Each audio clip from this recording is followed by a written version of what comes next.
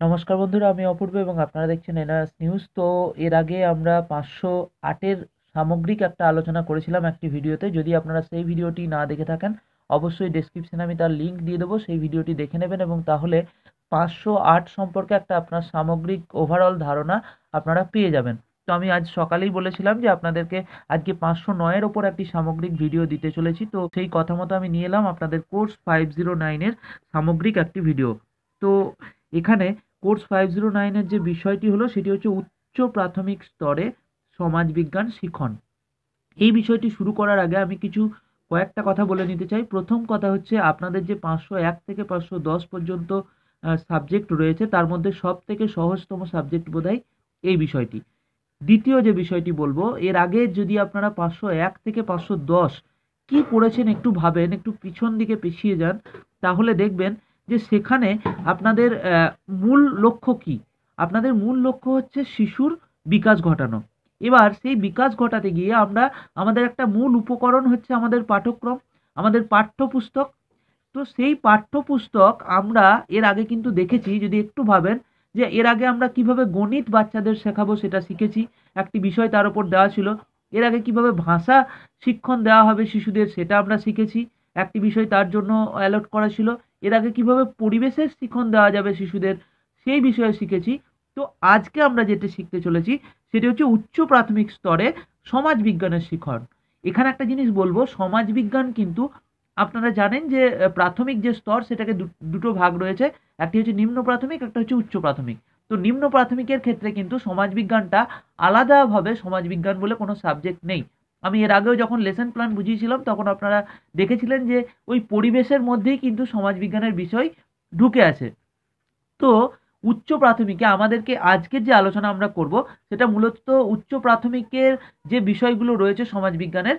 তো সেই বিষয়গুলোকে আমাদের মাথায় কিন্তু খেয়াল রাখতে হবে। আমরা কিন্তু প্রাথমিকে যা পড়াচ্ছি সেখান থেকে গেলে বুঝতে পারবো না, আমাদেরকে সবসময় বুঝতে হবে উচ্চ প্রাথমিকে। আমরা আপনাদের মধ্যে অনেকেই এরকম রয়েছেন যারা প্রাথমিক শিক্ষক, তো তাদেরকেও কিন্তু বুঝতে হবে 6 to 8-এ সমাজবিজ্ঞানের বিষয়গুলোতে কি রয়েছে সেই বিষয়টি যখন আমরা এটা আলোচনা করব। তো প্রথমেই আপনারা জেনে নেন যে 509-এর ওপর আপনাদের জন্য 3টি ব্লক করা হয়েছে। আপনারা যদি একটু দেখেন, সেই 3টি ব্লকে একটা সিকোয়েন্স রয়েছে, কিন্তু আপনারা যদি সিকোয়েন্স ধরে বিষয়টিকে বোঝার চেষ্টা করেন তো আরও সহজ হবে বোঝাটা। প্রথম ব্লকে রয়েছে সমাজবিজ্ঞান কি সেই সম্পর্কিত ধারণা। দ্বিতীয় ব্লকে রয়েছে সমাজবিজ্ঞানের মধ্যে কোন কোন বিষয় পড়ছে সেই সম্পর্কিত ধারণা। এবং তৃতীয় ব্লক রয়েছে যে সমাজবিজ্ঞান আমি কিভাবে শেখাবো এবং তার মূল্যায়ন করব সেই সম্পর্কিত ধারণা। তো এই 3টি কথা আপনারা যদি মনে রাখেন, 509-এর যা কিছু রয়েছে আপনাদের মাথায় কিন্তু ঢুকে যাবে। তো আমি একবার ওভারঅল একবার আলোচনা করে নিই প্রত্যেকটি টপিক ধরে যে তার মধ্যে কি রয়েছে। তো প্রথমেই আমরা যাই ব্লক 1-এ, শাখা হিসেবে সমাজবিজ্ঞানের ধারণা।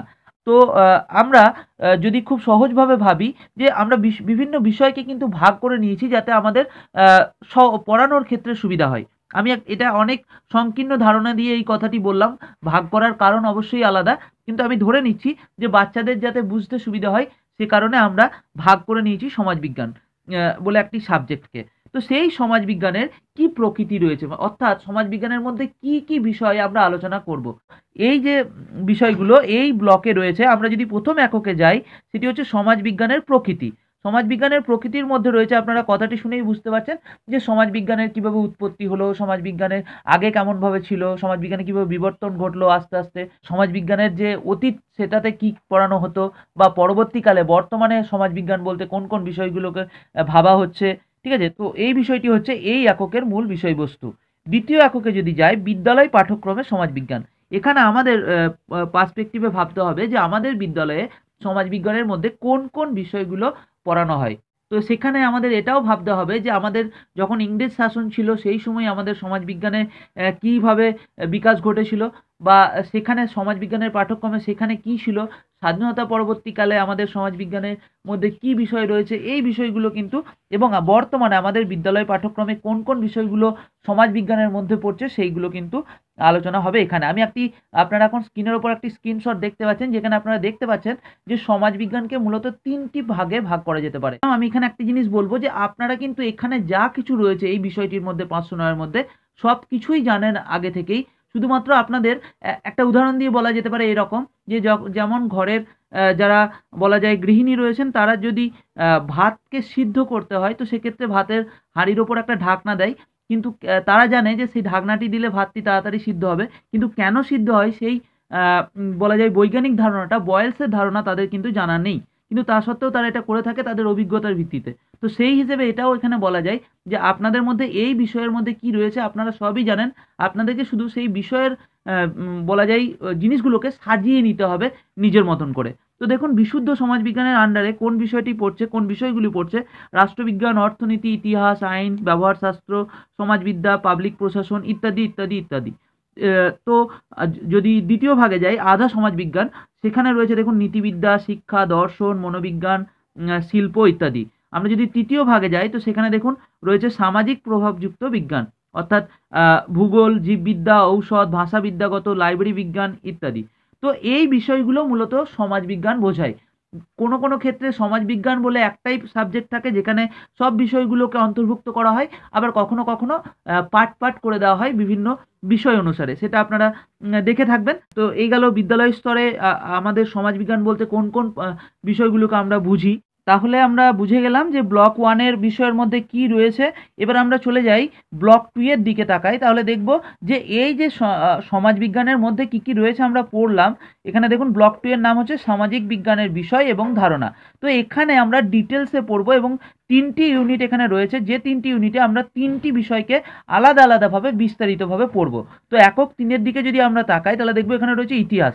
এখন ইতিহাস কিভাবে, ইতিহাসের প্রকৃতি কি, অর্থাৎ ইতিহাসের মধ্যে কি রয়েছে, এই বিষয়গুলো নিশ্চয়ই আপনাকে বলে দিতে হবে না, আপনারা খুব ভালোভাবেই জানেন যে ইতিহাসের মধ্যে কি পড়ানো হয়, ইতিহাসের মধ্যে কোন কোন বিষয়গুলো অন্তর্ভুক্ত। তো সেই বিষয়টি কিন্তু একটু ডিটেলসে এই একক 3-তে রয়েছে। একক 4-এর দিকে তাকালেও সেই একই জিনিস আসছে, সেটা শুধুমাত্র ইতিহাসের জায়গায় সাবজেক্টটি চেঞ্জ হয়ে যাচ্ছে ভূগোলে। তো ভূগোলের মধ্যে কি রয়েছে সেই বিষয়গুলো আমরা এখানে পড়বো এই ইউনিটটির মধ্যে। আবারও বলছি, এই যে সাবজেক্ট 509 সেটি হচ্ছে আপনাদের 10টি সাবজেক্টের মধ্যে সবথেকে সহজতর সাবজেক্ট, যা আপনাদের হয়তো না পড়লেও হবে, একবার শুধু বিষয়গুলোকে বুঝে যান।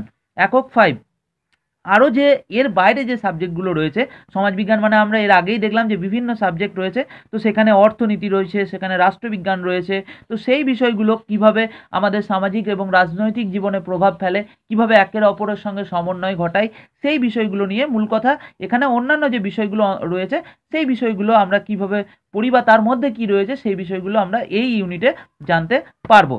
তো এই গেল আমাদের ব্লক 1 এবং ব্লক 2 শেষ হয়ে গেল। দেখুন আমরা একটু সিকোয়েন্সে বুঝি, তাহলে আরও বিষয়টি ক্লিয়ার হয়ে যাবে। 1 নম্বর আমরা প্রথম বুঝলাম সমাজবিজ্ঞান কি, দ্বিতীয়ত আমরা বুঝলাম সমাজবিজ্ঞানের মধ্যে কোন কোন বিষয়গুলো রয়েছে, এবং তৃতীয় ব্লকে এইবার আমরা সমাজবিজ্ঞানটা কিভাবে শেখাবো শিশুদের, সেইটা আমরা বুঝবো। আমাদের মূল লক্ষ্য শিশুদেরকে বিষয়টিকে ডেলিভার করা। তো সেক্ষেত্রে এখানে দেখুন এখানে রয়েছে সমাজ শিক্ষার বিভিন্ন সমাজবিজ্ঞান শিক্ষার বিভিন্ন দিক। তো সমাজবিজ্ঞান শিক্ষার বিভিন্ন দিকগুলির মধ্যে একক 6 আমাদের প্রথম রয়েছে শিক্ষার্থীর প্রকৃতি, আঞ্চলিক প্রেক্ষিতের অনুধাবন। এখানে আমাদের একটু ভারতীয় কনটেক্সটে বিষয়টিকে বুঝতে হবে যে ভারতের মধ্যে বৈচিত্র্যের মধ্যে ঐক্য রয়েছে, বিভিন্ন ভাষা, বিভিন্ন ধর্ম, বিভিন্ন জাতির মিলন হয়েছে। তো সেক্ষেত্রে একটি শ্রেণীকক্ষে কিন্তু বিভিন্ন ধরনের শিশু থাকতে পারে। তো সেক্ষেত্রে তাদেরকে, তাদের মানসিকতা, তাদের পরিবেশ আমাদের বোঝার খুব দরকার আছে, যাতে কিনা আমরা খুব সুন্দরভাবে সমাজবিজ্ঞানের যে বিষয়বস্তু তাদের পরিপ্রেক্ষিতে আমরা ডেলিভার করতে পারি। তো এখানে মূলত শিক্ষার্থীদের একটা মানসিকতা বোঝার বিষয় এখানে রয়েছে।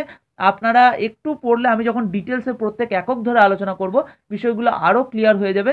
তো মোটামুটি আপাতত বুঝে নেন যে শিক্ষার্থীর প্রকৃতিকে বোঝার আমার দরকার আছে, যে কিভাবে আমি সমাজবিজ্ঞানের বিষয়টি তাদেরকে ডেলিভার করব। একক 7-এ রয়েছে দেখুন শিক্ষণ কৌশল। তো ডেলিভার যে আমি করব শিশুদেরকে আমাদের সমাজবিজ্ঞানের বিষয়টি, তো সেই পদ্ধতিগুলো কি কি।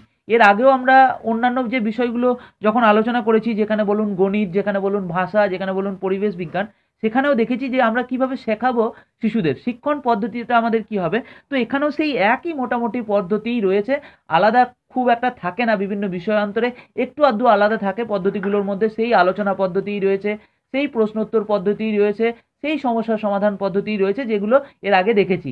আপনারা বিষয়গুলো সবই এর আগে পড়েছেন, তো যখন আমি ডিটেলসে আলোচনা করব তখন আপনাদের কাছে আরও সহজ বিষয়গুলো হয়ে যাবে। একক 8-এর দিকে যদি আমরা তাকাই তাহলে রয়েছে সমাজবিজ্ঞানের শিখন সম্পদ। তো আমি যখন শিক্ষণ দেবো, তো শুধুমাত্র তো আমি মুখে বলবো না, আমি চেষ্টা করব তাদেরকে বিভিন্ন টিএলএম এর সাহায্যে সেগুলোকে বোঝানোর। তো সেক্ষেত্রে সমাজবিজ্ঞানের ক্ষেত্রে কী কী টিএলএম হতে পারে, যেমন ধরুন গ্লোব হতে পারে, যেমন ধরুন মানচিত্র হতে পারে, যেমন ধরুন আজকে বর্তমানে ইন্টারনেটের যুগ, তো ইন্টারনেটও একটা বলা যায় উপকরণ হতেই পারে। তো এই বিষয়গুলো সেই ঘুরিয়ে ফিরিয়ে একই আসে। আসলে ডিএলএড ট্রেনিংটাই হচ্ছে দুটো শব্দের মিলন, এক হচ্ছে শিক্ষার্থী, দুই হচ্ছে শিক্ষক। আমি এর আগে এই উদাহরণটি বারবার বলেছি আপনাদেরকে যে যদি শুধুমাত্র খাতাতে শিক্ষার্থী আর শিক্ষক লিখে আসা হয় তাহলেও হয়তো সে পাস করে যাবে। তো একক ৮-এর আমাদের কমপ্লিট হলো সমাজবিজ্ঞানে শিক্ষণ সম্পদ। লাস্ট একক হচ্ছে সমাজবিজ্ঞানের মূল্যায়ন। তো আমরা শিশুদের বললাম, বুঝলাম, শিশুদের বোঝার পর আমরা একটা কৌশল গ্রহণ করলাম, সেই কৌশল গ্রহণের সাথে সাথে আমরা তাদের একটা উপযুক্ত টিএলএম ব্যবহার করলাম, এবং শেষে সেই যে শিশুদেরকে আমি ডেলিভার করলাম তারা কতটা বুঝলো বা না বুঝলো, কোন জায়গায় সমস্যা রইলো, তার একটা মূল্যায়ন করার দরকার রয়েছে। সমাজবিজ্ঞানের ক্ষেত্রে আমরা কিভাবে সেই বিষয়টিকে মূল্যায়ন করব, তো একক ৯ কিন্তু সেটি রয়েছে। তো আশা করছি পুরো ডিটেলসে আপনাদের একটা ওভারভিউ, একটা ধারণা আপনারা পেয়ে গেছেন। যদি ভালো লাগে অবশ্যই কমেন্ট করে দেবেন, কমেন্টে জানিয়ে দেবেন কেমন লাগলো। আবার আমি একবার কনক্লুশন করে দিই শুধুমাত্র এক কথায়, যে আমাদের সমাজবিজ্ঞানে প্রথম ব্লকে রয়েছে সমাজবিজ্ঞানের কী, দ্বিতীয় ব্লকে রয়েছে সমাজবিজ্ঞানের মধ্যে কোন কোন বিষয়গুলো পড়ছে, এবং তৃতীয় ব্লক রয়েছে সমাজবিজ্ঞানকে আমি কীভাবে শেখাবো ও তার মূল্যায়ন করব। এই হচ্ছে ৫০৯-এর আলোচনা। আশা করছি আপনাদের ৫০৯ সম্পর্কে একটা ভয় কেটে গেছে। আমি পরবর্তীকালে প্রত্যেক একক ধরে ধরে এখান থেকে কী গুরুত্বপূর্ণ প্রশ্ন আসতে পারে বা কীগুলো সেই প্রশ্নগুলোকে কীভাবে লেখা যেতে পারে, তো সেই নিয়ে আমি আলোচনা করে দেবো প্রত্যেক একক ধরে ধরে। তো এই ভিডিওতে এই পর্যন্তই, আবারও দেখা হবে নতুন কোনো ভিডিওতে। ততক্ষণ ভালো থাকবেন, সুস্থ থাকবেন।